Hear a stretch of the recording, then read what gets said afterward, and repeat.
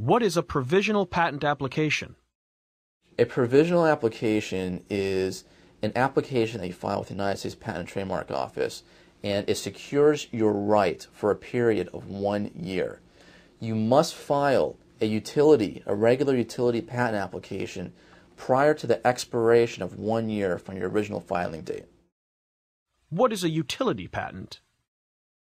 A utility patent application is pretty much the regular patent application that you hear about, and that protects inventions. Primarily, it protects the functionality of the invention, the way it works. What is a design patent?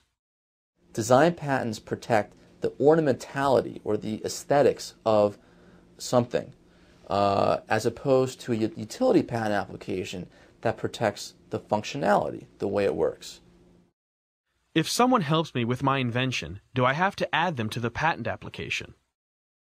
If you have friends that have contributed to your idea, the question is whether or not you're going to list them as a co-inventor. It really depends on the circumstances and the totality of the circumstances, actually. If they contributed significantly and they contributed in a way that was meaningful to the actual invention, then yes, you have to make them co-inventor. And in fact, if you do not make them co-inventor, the application could be nullified and it could be deemed fraud against the United States Patent and Trademark Office. What is the distinction between the inventor and the owner of an invention? On a patent application, you will see two listings for people associated with the patent. One is the inventors. The inventor's name, whoever thought of the idea, created the idea, will always be listed on the patent application. Ownership of the actual patent may vary, though, and can be changed throughout the life of the patent.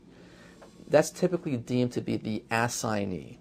You can assign the patent to someone else, an individual or a company, and they can retain ownership rights of the patent. What rights do I have to an invention that is conceived while I am employed? If you thought of an idea while you're working within the scope of an employer, the employer may own the rights to your invention. There's a series of elements to determine whether or not you're the owner or whether the employer is the owner. Generally, if you thought of the idea while working for the employer at his premises, while he's paying you, using his materials, and there's a few other elements as well, the application could be deemed his.